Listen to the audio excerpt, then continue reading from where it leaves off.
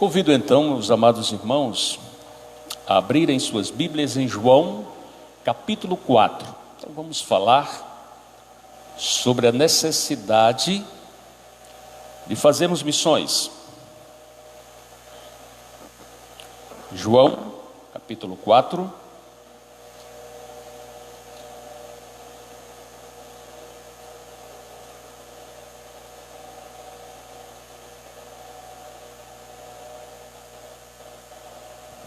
Vamos ler apenas do verso 1 ao verso 18. Mas nós iremos falar então em todo o capítulo, mas vamos ler apenas esse parágrafo e tirarmos então lições. Deixe sua Bíblia aberta nesse capítulo.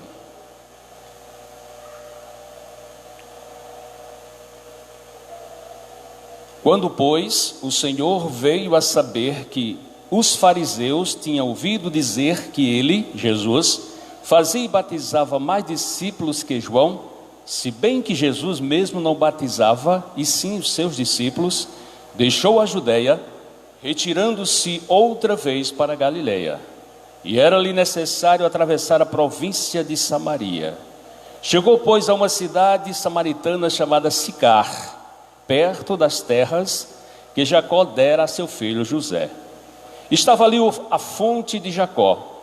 Cansado da viagem, assentou-se Jesus junto à fonte, e por volta da hora sexta, nisto veio uma mulher samaritana tirar água. Disse-lhe Jesus: dá-me de beber, pois seus discípulos tinham ido à cidade para comprar alimentos. Então lhe disse a mulher samaritana: como sendo tu judeu, pedes de beber a mim, que sou mulher samaritana? Porque os judeus não se dão com os samaritanos. Replicou-lhe Jesus: se conheceras o dom de Deus, e quem é o que te pede, dá-me de beber, tu lhe pedirias, e ele te daria água viva. Respondeu-lhe ela: Senhor, tu não tens com que tirar, tu não tens com que atirar, e o poço é fundo. Onde, pois, tens a água viva? És porventura maior do que Jacó, o nosso pai, que nos deu o poço do qual ele mesmo bebeu, e bem assim seus filhos e o seu gado? Afirmou-lhe Jesus: quem beber dessa água tornará a ter sede. Aquele, porém, que beber da água que eu lhe der, nunca mais terá sede. Pelo contrário, a água que eu lhe der será nele uma fonte a jorrar para a vida eterna. Disse-lhe a mulher: Senhor, dá-me dessa água, para que eu não mais tenha sede e nem precise vir aqui buscá-la. Disse-lhe Jesus: vai, chama teu marido e vem cá. Ao que lhe respondeu a mulher: não tenho marido. Replicou-lhe Jesus: bem dissestes, não tenho marido, porque 5 maridos já tiveste, e esse que agora tens não é o teu marido. Isto disseste com verdade. Amém? Vamos orar. Ó Senhor nosso Deus, diante da tua palavra, nós te exaltamos, nós te adoramos. Palavra é essa, ó Deus, que nos abre os olhos para enxergar a nossa incumbência, a nossa missão, o nosso dever. Querido Deus, pedimos que nesta noite o Senhor fale os nossos corações, através do Espírito Santo, iluminando-nos, abrindo as nossas mentes para a melhor compreensão da tua palavra. E move, Senhor, os nossos corações para praticá-la. Nós dependemos do Senhor para tudo. Por isso, ó Deus, pedimos que o Senhor abençoe essa igreja, que esses dias de conferência seja de grande edificação, de desafio para esses irmãos, e de incômodo no sentido de eles despertarem mais, fazer mais e mais para a tua obra, entenderem que estão aqui salvos, entenderem que recebeu o poder do Senhor para fazer discípulos, para difundir, para propagar a tua palavra. Cada vez mais, pois cremos que eles já fazem isso, mas que eles despertem para não se prenderem apenas a Jerusalém, mas ter uma visão também para Judeia, para Samaria e até os confins da terra. Nós te pedimos, ó Deus, porque não temos desculpas. Se não estamos fazendo, é negligência nossa. Nós não temos desculpas, porque o Senhor já nos deu o que precisamos. O Senhor nos deu a tua palavra, o Senhor nos deu o Espírito que habita em nós, o Senhor nos deu condições de testemunhar para as pessoas da tua salvação. Então nos ajuda a entender, a sentir em nossos corações essa necessidade. Em nome de Jesus. Amém. Meus queridos irmãos aqui de Aracati, como eu falei, é um prazer estar com vocês mais uma vez. Mas deixa eu me apresentar, que eu apenas falei que vim aqui, não sei nem se os mesmos irmãos, e quando eu estava aqui são os mesmos ainda. Eu sou missionário Reginaldo Rodrigues, eu sirvo ao Senhor na cidade de Itapiúna. Estou lá há 10 anos servindo ao Senhor junto com a minha família. A minha família, Dona Maria do Carmo, Raíssa, minha filha, e o Jaziel. Você pode ficar de pé aí para que o pessoal conheçam vocês. Então, muito bem. Nós temos outro filho mais velho. Esse casou e está fazendo seminário, está no seu 3º ano de seminário. É o Rômulo. Rômulo é o nosso primogênito. Muito bem. Não iremos falar nessas conferências de algo que os irmãos não já sabem. Os irmãos já sabem.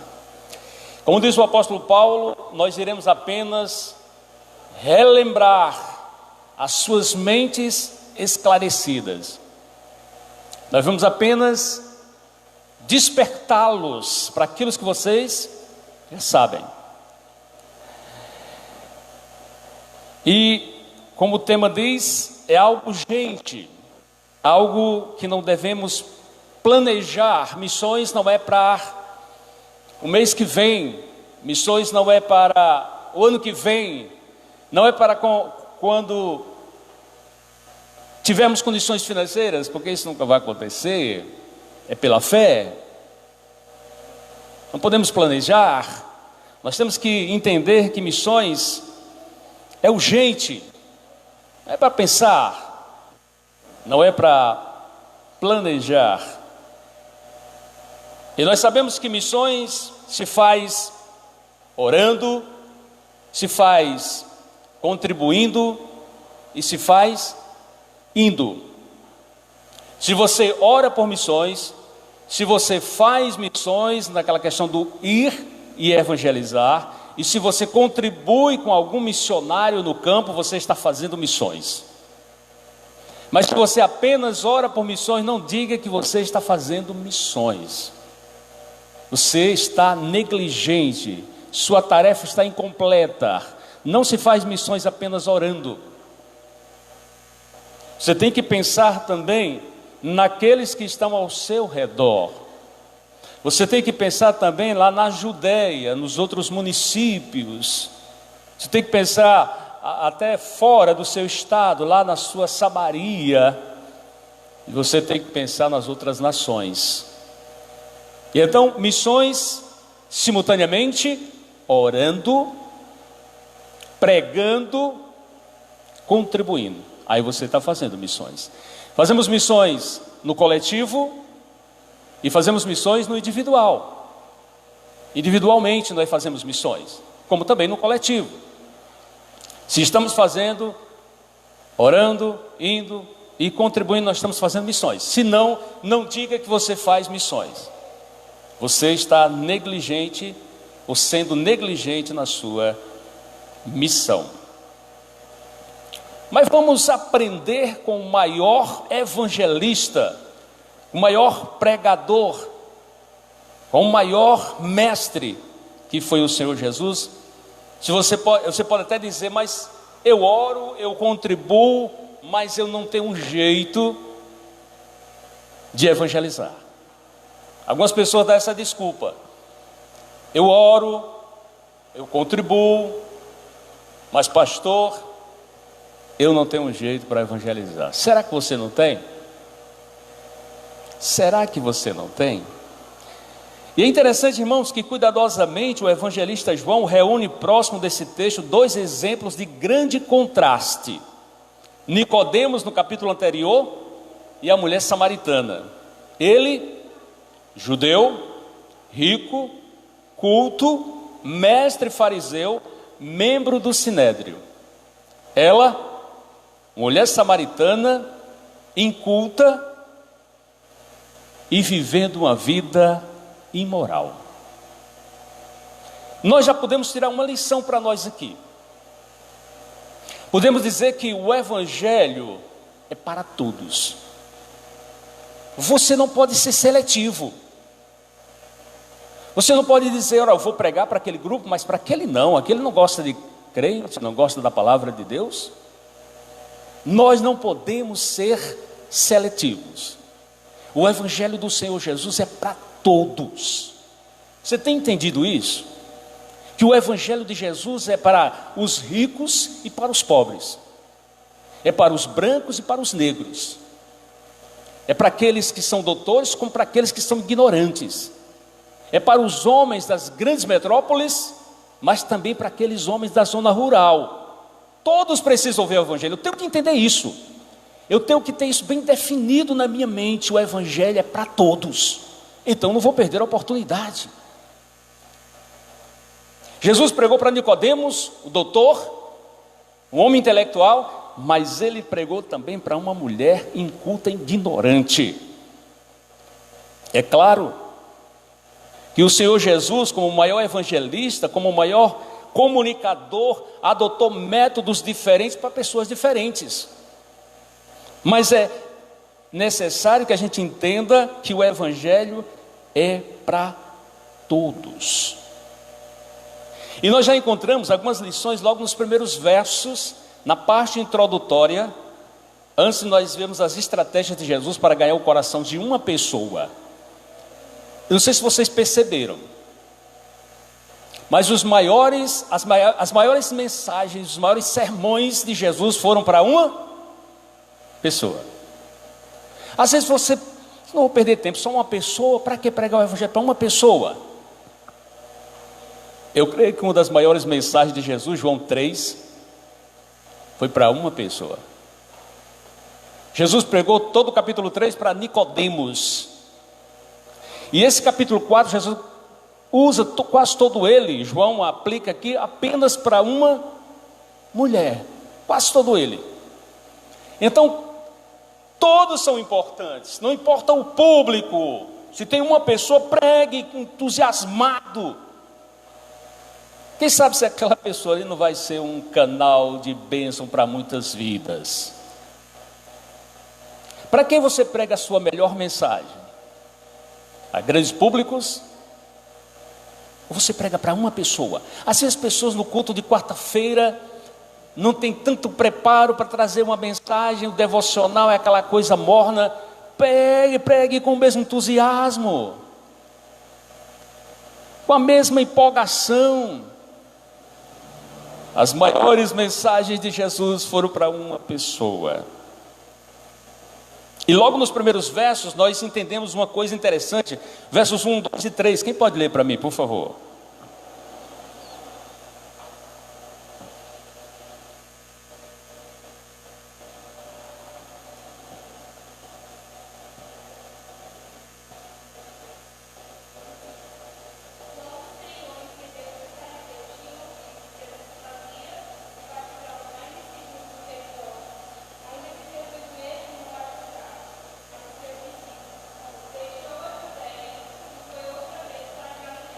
Muito obrigado. Curiosamente, o texto começa dizendo que Jesus deixa a Judéia e vai outra vez para a Galileia. Por que Jesus vai para a Galileia? Qual o motivo? Por que Jesus deixa a Judéia e vai outra vez para a Galileia? Podemos dizer que o Senhor Jesus não está interessado em discursos vazios. Você percebe que há uma discussão aqui. Há toda uma discussão. E eu acho isso curioso porque esta é a tendência humana, é o jeitão nosso de ser. Nós gostamos disso. Quem faz mais? Quem está pregando mais? Qual a igreja que está crescendo mais? Aonde está desenvolvendo mais? Infelizmente, as pessoas têm essa mania. E Jesus não está interessado. Jesus percebe que essa é uma discussão inócua, desimportante e inútil, e poderia até causar uma espécie de competição entre os discípulos. Então ele deixa a Judéia e vai outra vez para a Galileia. Ele não está interessado em discursos bonitos ou elogios. Meus irmãos, a nossa preocupação não deve ser o que os outros estão fazendo. Não devo me preocupar se os outros estão fazendo mais discípulos ou não, se a igreja A, B, C ou D está crescendo ou não. A minha preocupação, a nossa preocupação deve ser: eu tenho feito, eu tenho obedecido o ID de Jesus. Essa deve ser a minha preocupação. Eu tenho feito alguma coisa, eu tenho que me cobrar. Eu não posso ficar comentando o que os outros estão fazendo. Eu tenho que olhar para mim e dizer: eu tenho feito. Eu tenho observado as pessoas que estão ao meu redor. Eu tenho evangelizado elas. Ou será que eu estou como Jonas? No episódio de Jonas, a tempestade em tempo de quebrar o navio, os marinheiros clamando pelos seus deuses. E onde é que estava o profeta de Deus? No porão do navio, fazendo o quê? Dormindo profundamente. Dá a entender que ele estava roncando, não estava nem aí. Estou nem aí, deixa tudo se acabar. Percebe a grande oportunidade que o profeta de Deus teve de anunciar as boas novas? De anunciar o Deus dos céus? Diz: olha, esse Deus todo-poderoso que eu sirvo. Ele comentou, mas de maneira irrelevante, não foi com empolgação, não foi para falar para aquelas pessoas que aqueles deuses que estavam ali, a quem eles clamavam, a quem eles pediam ajuda, não eram deuses, eram coisas mortas, sem vida. Simplesmente ele dormia profundamente no porão do navio, estava roncando. Espiritualmente, muitos crentes fazem isso. Eu creio que todos os dias você tem a oportunidade de falar de Cristo para alguém. Lá no seu trabalho tem uma pessoa descrente, lá perto da sua casa tem um vizinho que não conhece Jesus. Mas você não quer perder tempo. Espiritualmente você está dormindo, meu irmão. Você precisa despertar desse sono. Você está preocupado com outras coisas, esquece da sua missão. Você não olha para si e se cobra e diz: eu preciso fazer alguma coisa, eu preciso dar frutos, eu preciso fazer com que o nome do Senhor Jesus seja conhecido. Mas muitas vezes você olha para si e diz: as pessoas vão olhar com o olhar para baixo para mim, vai me discriminar, vai me criticar, vai me perseguir, vai ser hostil comigo. E aí? E daí? Eu estou aqui para uma missão. Você está aqui, você foi salvo para uma missão. Se você não está fazendo a sua missão direita, você vai ser cobrado. Se você não está cumprindo com a sua missão, Deus vai cobrar isso de você. Ele deixou Jonas impune. Jonas trilhou um caminho contrário à vontade de Deus. O que aconteceu? Uma tempestade foi atrás de Jonas. Pegaram Jonas, jogaram no mar. Jonas tornou-se vômito de peixe. Mas Jonas foi. Você quer que o mar, ou melhor, a tempestade, os ventos te persiga? Se você está fora da vontade de Deus, ela vai atrás de você. Cuidado com a tempestade de Deus. É claro que não é um vento, não é chuvas, não é relâmpagos, é problema. Deus fecha portas. Deus quer o povo dele na obediência. Eu me cobro todos os dias. Eu me cobro, meus irmãos, eu prego o evangelho, mas eu ainda digo que eu faço muito pouco. E às vezes eu choro, porque eu quero fazer mais. Eu quero fazer mais. Então, Jesus não está preocupado com discursos bonitos. Jesus acha isso desimportante se você não tem vida, se você não tem prática. E simplesmente eles não estão aqui para ouvir essas boboseiras aí, ó, sai daqui, eu vou para Galileia. Então, em primeiro lugar, aqui na introdução, Jesus não está interessado em discursos, ele quer prática, ele quer vida, ele quer ação. Em segundo lugar, no versículo 4, vamos ler o versículo 4.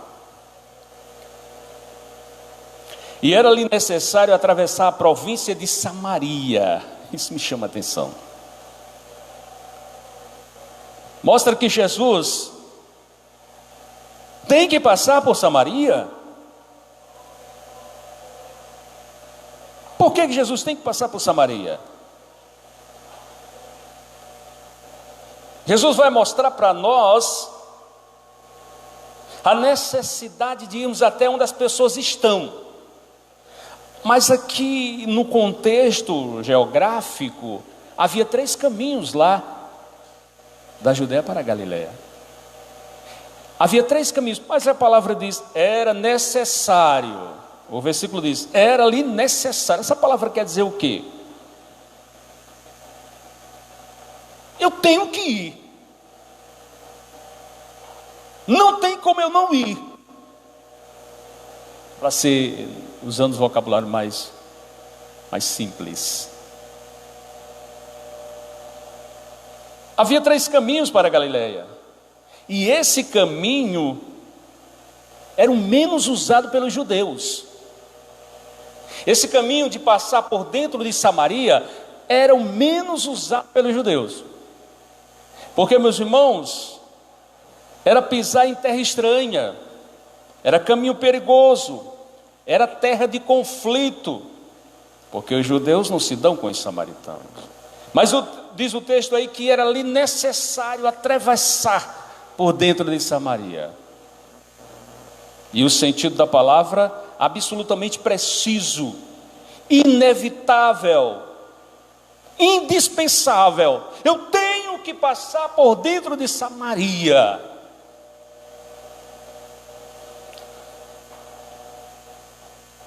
Por que era necessário? Se havia 3 caminhos. Os judeus rodeavam o mundo, mas o judeu não queria passar por dentro de Samaria. Por que era necessário? Simples. Havia uma agenda de Deus, uma agenda do céu. Havia um propósito de Jesus para alcançar aquela mulher, que ninguém tinha coragem de conversar publicamente com ela. Você acha que você está aqui por acaso? Eu de repente entreguei a vida a Cristo. Havia uma agenda de Deus. Deus escolheu o dia da sua conversão. Alguém foi até você, ou lhe enviou um folheto, você leu, ou de repente você foi passando a ouvir um culto, ou alguém foi lá na sua casa decretadamente falar de Jesus, mas não foi por acaso, você estava na agenda de Deus. O dia da sua conversão tinha que passar alguém na sua casa para você ouvir o evangelho, para você entregar a vida a Jesus. Aqui havia uma agenda do céu. Jesus tinha que passar por quê? Porque havia uma agenda a ser cumprida, havia um propósito do Senhor Jesus para salvar aquela mulher. Uma pessoa que ninguém tinha coragem de conversar publicamente com ela. Por isso que ela foi pegar água naquele horário. Era uma pessoa envergonhada, todos falavam mal dela e com razão, né? Mas ela já estava, na linguagem popular, de saco cheio com tantas críticas. Ninguém tinha coragem de conversar com aquela mulher publicamente. Mas Jesus, que as pessoas, não pelos predicados que ela tem, mas pela necessidade, resolve então fazer uma viagem perigosa para alcançar o coração daquela mulher. para salvá-la, para transformá-la, e melhor, para fazer dela uma missionária.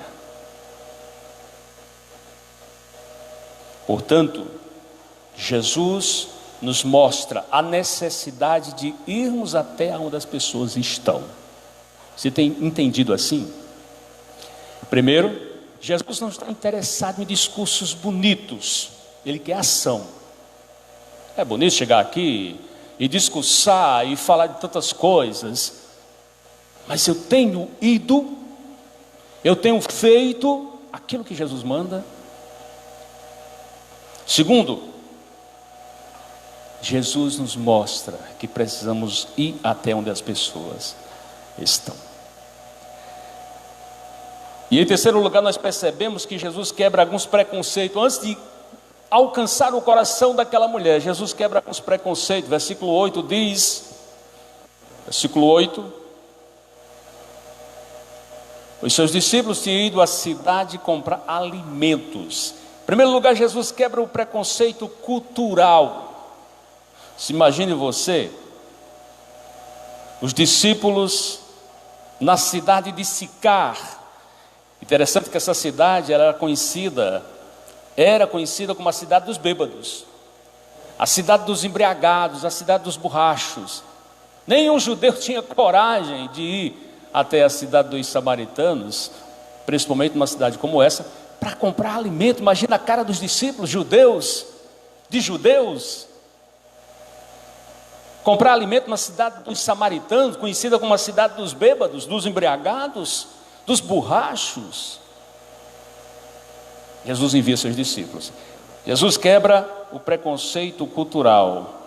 No versículo 9 diz que Jesus quebra o preconceito racial. Você vê no versículo 9, diz: então disse a mulher samaritana: como sendo tu judeu, pede de beber a mim, que sou mulher samaritana? Porque os judeus não se dão com os samaritanos. Uma questão racial que já durava 700 anos. Os samaritanos não se davam com os judeus. Há mais de 700 anos que essa intriga existia. E Jesus quebra, então, para nós não entrarmos muito no contexto, para não tomarmos muito tempo aqui, que é muito interessante o contexto, depois vocês podem ver o porquê que os samaritanos não se dão com os judeus. Jesus quebra, então, o preconceito racial. Em terceiro lugar, Jesus quebra o preconceito religioso. Se você for ver o versículo 19 ao 24, a mulher faz questão de dizer, no verso aí 19 ao 24, ele vai dizer: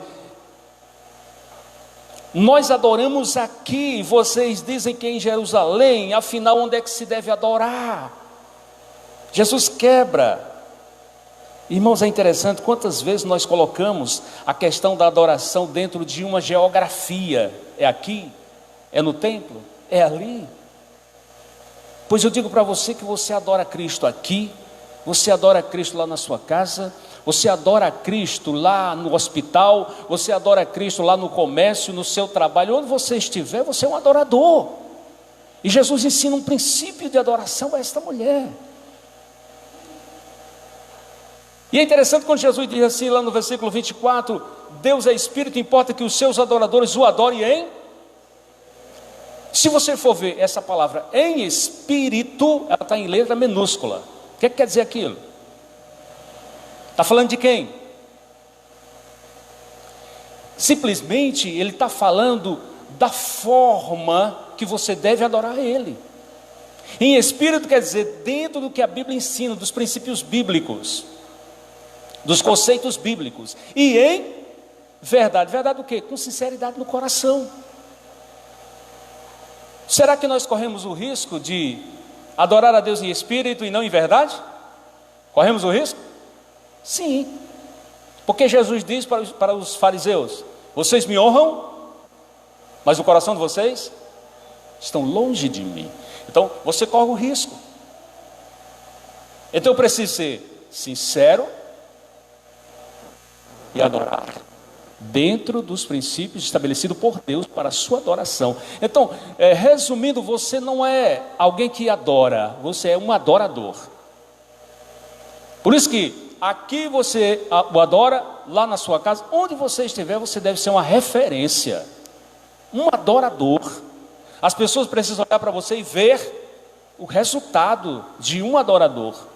Precisa ver em você um adorador, uma pessoa diferente, pessoa distinta das demais, no modo de falar, no modo de agir, em tudo que você faz, deve ser diferente. As pessoas precisam notar isso em você. Lembro-me de um irmão que trabalhava junto com um grupo de engenheiros, e era marcante. A presença desse irmão era algo extraordinário, pastor Bill, extraordinário, porque ele fazia diferença. Os colegas estavam conversando, brincando e tudo, quando ele chegava, havia então uma calmaria, e todo mundo se respeitava, e o vocabulário mudava. Teve um dia numa reunião, eles brincando, e falaram um palavrão, e não foi nem o irmão que o criticou, mas outra pessoa do grupo disse: olha, você não está vendo que o irmão está aqui? Vamos respeitar o irmão. Você não sabe como é o procedimento dele aqui, a maneira como ele, vamos respeitar ele, por favor. O irmão fez a diferença, o irmão faz a diferença. Então o adorador, ele não é alguém que o adora, é alguém que constantemente é um adorador, e não apenas alguém que o adora num culto, numa celebração, mas durante toda o seu ser. Ser cristão, ser adorador é um estilo de vida, e não apenas alguém que participa de um movimento, de uma denominação. Quebrando então esses preconceitos, preconceito cultural, preconceito racial e preconceito religioso, eu chamo sua atenção então para a primeira estratégia de Jesus para ganhar o coração desta mulher. Vamos aprender, irmãos, nesses dias, vamos aprender como nós abordarmos alguém, ganharmos aquela pessoa para Cristo. Então esse é o intuito, espero que vocês aprendam. Em primeiro lugar, versículo 7 ao 9, peço que o irmão leia para mim.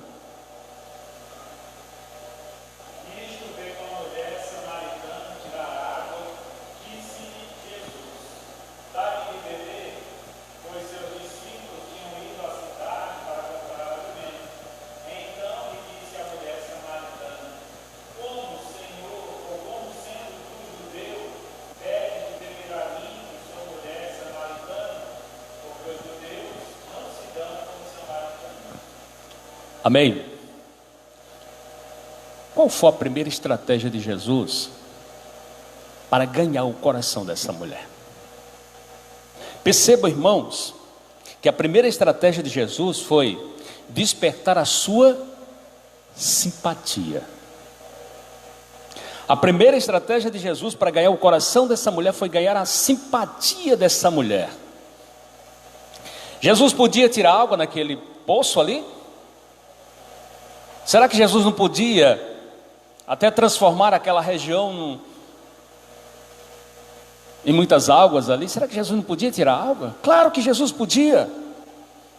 Ele poderia até transformar numa fonte.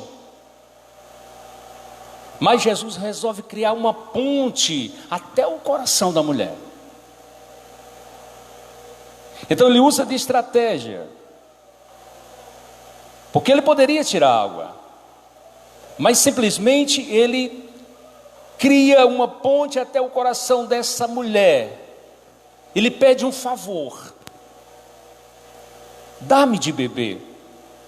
Na verdade, Jesus está querendo criar um caminho para alcançar o coração dessa mulher. E o que significa isso? Significa, meus irmãos, que nós precisamos alcançar as pessoas aonde elas estão. Veja que Jesus não tem um método engessado de evangelismo. Ele não usa o mesmo método para todas as pessoas. Jesus faz uma leitura do contexto, faz uma leitura da palavra, faz uma leitura do ambiente, da pessoa, e começa onde a pessoa está. Um certo pregador disse certa vez que é em vão esperar que as pessoas virão a nós procurando conhecimento. É nós que devemos ir até elas, e Jesus nos dá um exemplo. Você tem feito isso? Você tem tido essa flexibilidade para abordar as pessoas aonde elas estão? Me chama a atenção, porque uma certa irmã, ela teve que se mudar de cidade por conta do trabalho, e ela foi morar perto de uma pessoa que não suportava crente.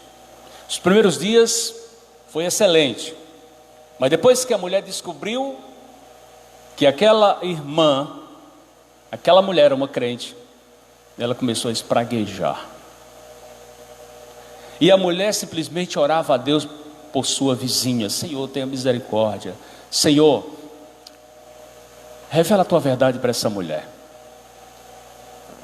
Mas simplesmente aquela mulher cada vez mais se revoltava contra a irmã e jogava o lixo no quintal da irmã. A irmã ia lá, apanhava o lixo, colocava lá na frente, no balde do lixo. E nunca disse nada com aquela mulher, senão orava por aquela mulher, pedia oração por aquela mulher. E cada vez a mulher ficava revoltada com ela, porque ela era crente. E um dia, a irmã estava congregando, e aquela mulher chegou e sentou ao lado dela.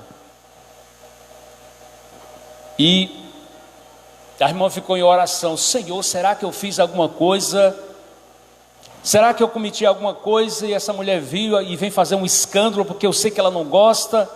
Eu tenho apresentado a ela, Senhor, todos os dias. Senhor, tenha misericórdia. E o pastor pregou o evangelho. E quando o pastor terminou de pregar, fez um apelo. Aquela mulher que estava sentada ao lado da irmã se levantou e disse: pastor, eu entrego a minha vida a Cristo. E o pastor ficou muito feliz, a igreja também. Ninguém conhecia a mulher, somente a irmã. E o pastor convidou a mulher à frente e disse: senhora, quer falar alguma coisa antes de nós orarmos por você? E ela disse: eu queria, se o senhor me permitisse. E a mulher disse: pastor, igreja, eu quero dizer para vocês que eu vi a salvação. E o pastor disse: não, a senhora ouviu, creu e agora é uma salva em Jesus. Não, eu vi a salvação. E apontou para a irmã e disse: olha, eu vi a salvação na vida daquela mulher. Então nós pregamos, e ela disse: olha, eu fiz tudo isso, e ela nunca me chamou nem de feia, ela me respeitou, ela orava por mim, ela nunca revidou o que eu fazia. Por isso eu estou dizendo para o senhor que eu vi a salvação na vida daquela mulher. Então, irmãos, nós pregamos para os ouvidos, mas para que as nossas palavras sejam aceitas pelas pessoas, é preciso que eu pregue para os olhos, em primeiro lugar. É muito importante isso. Pregue para os ouvidos, mas não esqueça, você precisa pregar para os olhos. Se você pregar para os olhos, você vai ter sim a flexibilidade para abordar as pessoas aonde elas estão. Se você não tiver, então, essa capacidade ou essa dependência de Deus para viver aquilo que você diz crer, você não terá autoridade nenhuma para falar para as pessoas do Evangelho. É preciso que se pregue para os olhos e para os ouvidos, mas primeiro para os olhos. Ninguém sabe que a pessoa é crente. Muitas vezes você se camufla como um camaleão lá no seu ambiente de trabalho, lá onde você estuda, na faculdade que você exerce. Ninguém sabe que você é um cristão omisso, calado. Ninguém sabe que você é crente, pelo amor de Deus. Em Mateus capítulo 10 e verso 29, o Senhor vai dizer: olha, não temam os que matam a carne. Parece que nós estamos temendo mais o homem do que a Deus. Tem até um livro que diz: quando Deus Quando os homens são grandes e Deus é pequeno. Se você não leu esse livro, leia, é muito bom. Então as pessoas têm esse medo do mundo, têm o medo das pessoas, mas não tem medo de Deus. Mas não teme a Deus, não respeita a Deus. Se você ler Mateus capítulo 10, verso 29, diz assim: não tem mais os que matam o corpo e não pode matar a alma. Temei antes aquele que pode fazer perecer no inferno tanto a alma como o corpo. É a ele que você deve temer. Que me critiquem, que sejam hostis comigo, que digam o que quiser, não me importo. O que importa é estar fazendo a vontade do meu Senhor, daquele que me salvou, daquele que deu a vida por mim, daquele que diz: vai, prega o evangelho a toda criatura, vai, porque eu envio você para o meio de lobos, mas eu estou com você todos os dias, até a consumação do século. É a ele que eu temo, não é a homens. Você tem feito isso? A primeira estratégia de Jesus simplesmente foi ganhar a simpatia da mulher. Tem pessoas que é dura demais, irmãos. Não dá para você conversar com ela, porque ela não aceita. Então, viva o evangelho, dá um bom dia, tenta ganhar a simpatia da pessoa. Lembro-me de uma senhora que ela crente, daquelas crentes fervorosas, de oração, e ela passava por um grupo de pessoas religiosas que não gostam de crente. Ela dizia bom dia, dizia o nome das pessoas: bom dia, seu Antônio, dona Francisca, Maria José, enfim. A pessoa às vezes virava o rosto, dava uma rabisaca, nem olhava para ela. Tu pensa que ela desistia?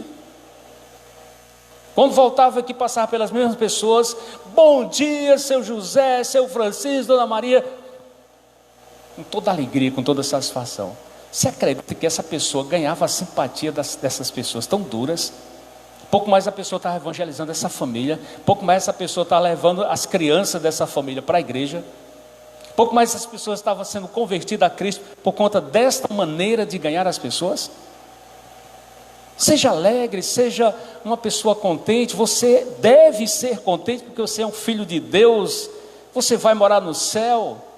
Então seja alegre com seus colegas, dê um bom dia, deseje coisas boas para eles. Pouco mais ele vai te dar a oportunidade para você falar de Cristo para ele. Mas não é simplesmente chegar e começar a descer palavras duras, palavras como o Jonas fez, não? Em vez de pregar a graça de Deus, ele pregava era só o ódio, só a ira. E disse que a cidade era 3 dias. Jonas fez num dia, passou correndo. E a mensagem dele, o conteúdo: arrepender, porque dentro de 40 dias Nínive vai ser destruída, submergida, vai ser destruída. Era só isso. 1 tonelada de juízo e nem 1 grama de graça. Então a pessoa quer chegar: você crê em Jesus, vai para o inferno. Não é por aí. Ganha simpatia, faz amizade com as pessoas, tenta de alguma maneira fazer amizade, e você vai ter a oportunidade para você falar de Jesus para elas. Tenho certeza. Faz amizade, convida a pessoa para tomar um café na sua casa, ou se convida para tomar um café na casa da pessoa, e aí você faz amizade com a pessoa. É assim que eu tenho feito lá em Itapiúna. As pessoas fechadas, eu tenho que fazer amizade com esse povo. As pessoas do Banco do Brasil lá, como vai, tudo bem, um folheto e tal, fiz amizade. Tem espaço na casa deles. Posso ir aí fazer um evangelismo? Pode, pastor, venha. E ele: eu estou pregando o evangelho. As pessoas do comércio: posso ir na sua casa hoje à noite? Vai, vem cá, pode vir. Muitas pessoas entregaram a vida a Cristo em Itapiúna, porque nós conquistamos a amizade, a simpatia das pessoas. Todo mundo me conhece. Todo mundo me conhece, todo mundo sabe quem eu sou. E a minha família também. A simpatia das pessoas, e você vai ter grandes oportunidades para falar de Cristo. Segunda estratégia de Jesus, versículo 10 ao 12.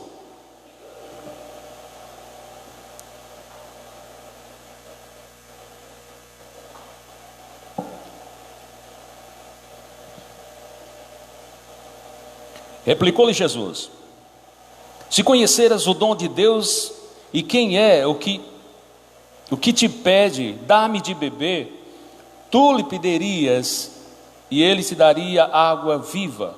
Replicou-lhe a mulher: Senhor, não tens com que atirar, e o poço é fundo. Onde, pois, tens a água viva? És tu, porventura, maior do que Jacó, o nosso pai, que nos deu o poço do qual ele mesmo bebeu, e bem assim os seus filhos e o seu gado? Qual foi a segunda estratégia, aliás, segunda estratégia de Jesus? Segunda estratégia de Jesus aqui. O que é que vocês estão vendo aqui, que eu consigo ver? Qual foi a segunda estratégia? Jesus desperta a sua curiosidade. Primeiro ele desperta a sua simpatia. Aquela mulher não estava esperando que Jesus fosse dar um bom dia, muito menos pedir um favor, porque os judeus não se dão com os samaritanos. Ele não estava esperando isso. Eu creio que ela olhou assim: vixe, rapaz, num horário desse, vim pegar água aqui nesse poço e encontrar logo um judeu. Meu Deus, pouca sorte, porque eles não se davam. Pensava ela que ia ouvir piadas, mas ela ouviu alguém amoroso, alguém que pediu um favor, alguém querendo fazer amizade com ela, alguém diferente. Então as pessoas lá de fora pensam que os crentes é áspero. Os crentes já vão dizendo: olha, Maria é isso, tal. Chegue e faça simpatia. Aqui Jesus desperta a curiosidade. Que coisa maravilhosa, meus irmãos. Jesus está dizendo: mulher, o seu problema é falta de conhecimento. Primeiro você precisa conhecer quem está aqui à sua frente, quem está falando com você, quem está pedindo água a você. Percebe a curiosidade que Jesus está causando, despertando no coração dessa mulher? Mulher, você precisa saber qual é o dom de Deus. Jesus chama a atenção da mulher e diz: vou falar para você de algo glorioso, de algo sublime, de algo grandioso. Irmão, Jesus está aqui como que colocando sal no coração da mulher para despertar sede, despertando sede. Irmãos, aplicando a nós, o problema muitas vezes é que nós levamos o Evangelho às pessoas e apresentamos algo muito sombrio do que é o Evangelho. E as pessoas ficam pensando: poxa, não é isso que eu quero não. Eu falo aquela coisa tão triste, aquela coisa tão para baixo. E as pessoas nem param para ouvir, mas aqui Jesus está como que jogando sal no coração para despertar então a sede. Como é que você anuncia o Evangelho? Você tem convidado as pessoas, você tem ganhado a simpatia das pessoas, você tem pregado o Evangelho com entusiasmo, para causar curiosidade às pessoas. Eu quero conhecer o Deus desse irmão, eu quero conhecer o Deus dessa irmã, eu quero conhecer a igreja dela, a maneira como ela vive, a maneira como ela prega, fala de Cristo, com entusiasmo, com alegria. Você tem causado curiosidade nas pessoas? Ou você tem causado outras coisas? Talvez tenha afastado com a sua maneira. Tem crente, irmãos, que nem os filhos se interessam de ir para a igreja. Por quê? Porque os pais não demonstram nenhuma prioridade para as coisas de Deus. Os pais não têm nenhum interesse, aquela coisa forçada, não tem um devocional com a família, não lê a Bíblia juntos, não fala para o filho: oh, filho, é importante o Senhor Jesus. Eu hoje estava na praia, e eu dizendo para o meu filho: está vendo esse mazão aí, meu filho? Ele foi Jesus que fez. Tudo isso aí, ó, essa grandeza toda. Está aí meu filho de 4 anos. Foi Jesus. A Ele nós devemos honrar. Veja como Ele é grande. Olha as coisas que Ele criou. Tudo isso existe porque Ele permite. Porque nele nós vivemos, nos movemos e existimos. Todos os dias eu sento na mesa, pela graça de Deus, e ensino a palavra para ele. Vou lá para a cama orar com ele. Vou falar o quanto Jesus é bom. Ele fica perguntando: hoje não tem culto não, pai? Tem culto hoje não, pai? Quer dizer, empolgado, porque ele sabe que o pai e a mãe valoriza o seu Senhor, o seu Deus. Ele gosta de estar na igreja. Ele é todo entusiasmado para ir para a igreja. Todo dia ele pergunta se tem culto. Nós precisamos então fazer com que as pessoas fiquem curiosas em querer conhecer o seu Deus, conhecer a sua igreja. Você tem que notar isso. Essa curiosidade, tem despertado essa curiosidade das pessoas? Ou não? Perceba. Simpatia, curiosidade. Duas coisas bem fácil de você memorizar. Eu preciso despertar simpatia nas pessoas. E eu preciso despertar curiosidade nas pessoas. Foi isso que Jesus fez. Ele despertou a simpatia da mulher e ele despertou a curiosidade na mulher. Terceiro lugar, versículo 3 ao 15. Peço que o irmão leia, por favor.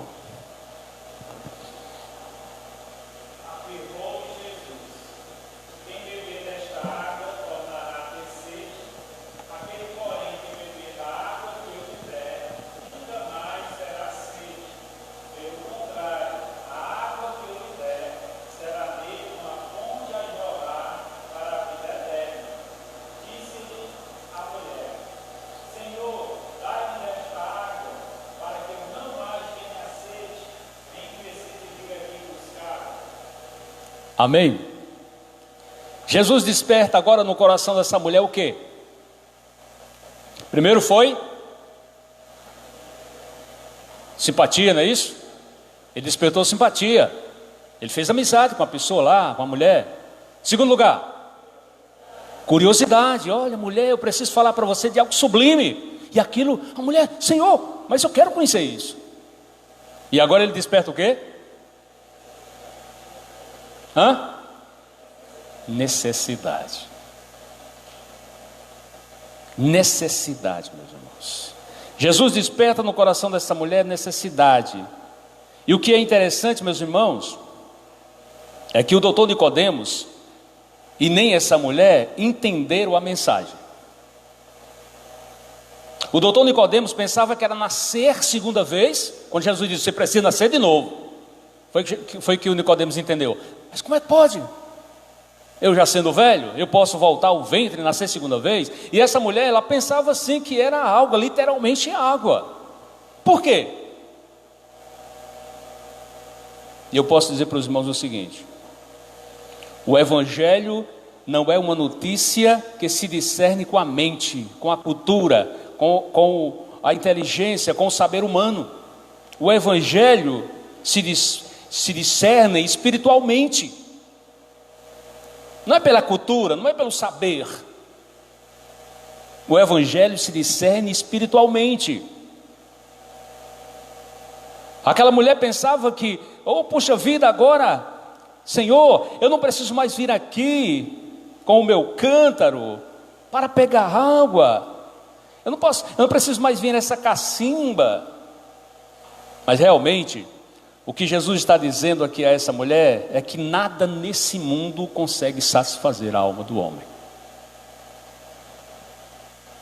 Então, de maneira indireta, Jesus está então dentro do contexto da mulher, abrindo a sua mente para compreender realmente o que ele queria transmitir para ela. A necessidade da mulher não era de água, literalmente falando.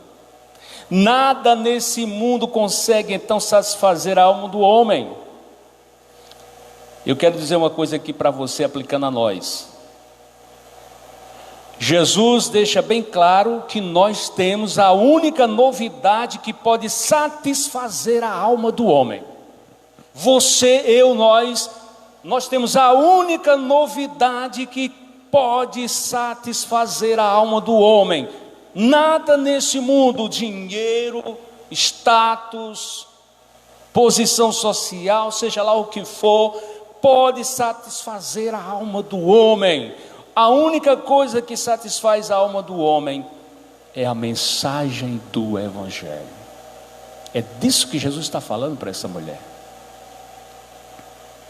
Portanto, meus irmãos, nós não podemos de forma alguma sonegar as pessoas que estão querendo ou buscando água lá nas cacimbas do mundo, se nós temos a fonte que jorra para a vida eterna, a mensagem que satisfaz a alma do homem. Veja a importância, veja o peso. Puxa vida, eu tenho uma mensagem que satisfaz a alma do homem, e eu não posso sonegar isso, porque Jesus disse que eu deveria compartilhar com as pessoas. João 7:38, Jesus diz isso, não diz? João 7:38, o que é que diz lá? Aquele que crê em mim, segundo as Escrituras, no seu interior fluirão um rio de água viva. Você tem essa fonte. Você pode satisfazer a alma das pessoas. Você tem essa mensagem que satisfaz. A pergunta é: nós temos ido satisfazer a necessidade das pessoas que estão indo pegar água nas cacimbas, buscando a satisfação na bebida, buscando a satisfação na droga, nas festas, todos os dias, e não encontra, porque não existe satisfação nessas coisas. Eu sou uma testemunha viva disso. Por isso há toda uma preocupação, por isso eu me cobro todos os dias, porque eu sei que as pessoas estão tomando água suja, água misturada com outras substâncias. Até mesmo a questão religiosa faz isso, camufla o problema, ela não traz uma mensagem pura. Mas você, eu, nós temos uma mensagem, nós temos uma notícia, e a única notícia que pode satisfazer a alma do homem. Você não pode sonegar, você não pode guardar só para você, você tem que compartilhar com as outras pessoas. Em primeiro lugar, Jesus desperta, quem lembra? A simpatia. Jesus faz amizade com a mulher. Segundo lugar, sua curiosidade. Irmãos, se vocês fizerem isso, pastor Sibério, vocês vão precisar aumentar o prédio. Se todo mundo se responsabilizar em fazer a simpatia das pessoas, dos conhecidos, dos amigos, dos colegas de trabalho, de ganhar a simpatia dessas pessoas, de causar nelas curiosidade, e depois levar essas pessoas a despertarem a necessidade, o espaço vai ficar pequeno. Cada um de nós temos que nos responsabilizar. Eu tenho que fazer alguma coisa. Eu não posso ficar de braço cruzado. Eu não posso ficar só entre quatro paredes. Deus é bom, Jesus maravilhoso. Sim, é. Mas Ele está dizendo: vai, diz para as pessoas, conta para elas isso.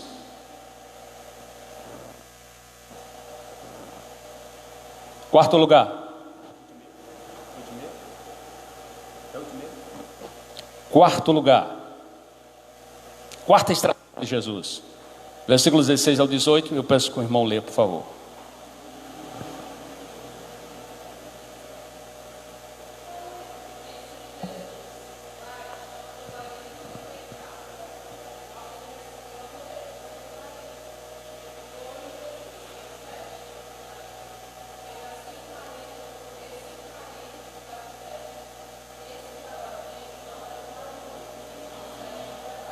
Amém? O que Jesus desperta nessa mulher agora? Só recapitulando: simpatia, curiosidade, necessidade. Jesus desperta agora consciência da mulher. Jesus desperta a consciência da mulher. E é interessante, irmãos, que num certo programa de TV, algumas pessoas fizeram uma entrevista, repórter com algumas pessoas, e o tema, abrindo aí um parênteses, era Casamento de papel passado ainda tem sentido nos dias atuais para a nossa cultura? E algumas pessoas disseram sim, mas a maioria disseram não, isso é coisa da era vitoriana, isso não faz mais sentido. Mas observe, preste atenção que Jesus diz: você já teve 5 maridos, e o que agora você tem não é seu marido. Irmãos, estar junto não é a mesma coisa do que estar casado. Ainda que a sociedade diga que isso é normal, que isso é válido, que isso funciona, Jesus está dizendo para essa mulher: não é válido. Essa mulher morava debaixo do mesmo teto, coabitava com este homem, mas não era casado. Então não é a mesma coisa. Mas a questão é, por que Jesus está perguntando isso para a mulher? Vai e chama teu marido. Simples, para despertar no coração dessa mulher o senso de pecado e provocar nela a necessidade de arrependimento. Perceba, meus irmãos, que Jesus não chegou logo descendo a lenha, como diz o outro, maltratando e dizendo: mulher, tu é isso, tu é aquilo. Como um certo pastor foi evangelizar com o seu diácono, e ele ia para a casa das pessoas evangelizando, entregando folhetos, e de repente chegou numa casa e a parede estava cheia de santos, de imagens, e o diácono disse: olha, está tudo no inferno. Só foi lá uma vez. Então perceba que Jesus trabalha o coração da mulher, até então causar ou despertar a consciência. Perceba que quando Jesus diz: vai, chama teu marido, isso foi um choque. Isso causou um choque naquela mulher. Ele disse: poxa, não teu marido. Então simplesmente Jesus fez com que a pessoa entendesse que a vida que ela levava era uma vida errônea, uma vida que não satisfaz o coração de Deus. Mas eu não posso chegar dizendo aqui, logo apontando diretamente: olha, está tudo no inferno. Não, a gente precisa respeitar as pessoas. Então fazer evangelismo simplesmente simpatia, curiosidade, necessidade e despertar a consciência da pessoa. Eu cheguei numa casa para evangelizar, um casal, e o cidadão me recebeu e eu comecei a pregar o evangelho. Eu vi a parede cheia de imagens, um santo bem grande, mas eu não toquei naquilo. Eu preguei o amor de Deus, preguei o evangelho. Posso vir na próxima semana? Sim, pastor, fica à vontade. Fui de novo. Não toquei nas imagens. Aí um cidadão que frequentava a igreja católica me viu indo evangelizar esse casal. Chegou lá e disse: rapaz, pastor, vem para cá, você está recebendo pastor, rapaz? Homem não aceita pastor e vai dizer que você está no inferno, que as imagens santos é coisa do diabo. Aí o cara disse: não, o pastor não disse nada. Eu disse: não, o pastor está pregando o evangelho, o pastor está mostrando a verdade. Não, mas não aceite não, porque olha, se ele falar, pode ter certeza que ele vai dizer que imagens Deus não mandou fazer. Mas eu quero dizer para você que Deus mandou fazer. Deus mandou fazer a serpente de bronze, Deus fez os anjos lá na arca da aliança, aí Deus mandou. Aí quando eu cheguei da outra vez, ele disse: pastor, me diga uma coisa, Deus mandou fazer as imagens para adorar? Eu disse: não. Você quer falar sobre esse assunto? Eu queria que o senhor me explicasse. Então, Deus não mandou fazer imagem. Mas pastor, porque fulano de tal, que é da igreja católica, chegou aqui e disse: olha, Deus mandou fazer uma serpente de bronze. Ele disse: você sabe o fim da serpente de bronze? Não. Ele só falou da serpente, mas não falou do fim da serpente. E todos nós sabemos que a serpente foi feita, e aquela serpente tinha um símbolo ali, não tem? Ela apontava para quem? Para Cristo. Então, era uma serpente onde Deus estava punindo o povo, e as serpentes mordiam o povo morria, e Deus diz: olha, faz uma serpente, coloca lá, quem olhar para a serpente é salvo, fisicamente. Mas apontava lá para Cristo, porque a salvação sempre foi pela fé.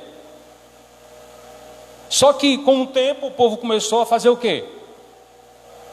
Adorar a serpente. E o que foi que o rei fez? O rei Josias? Creio que foi o rei Josias.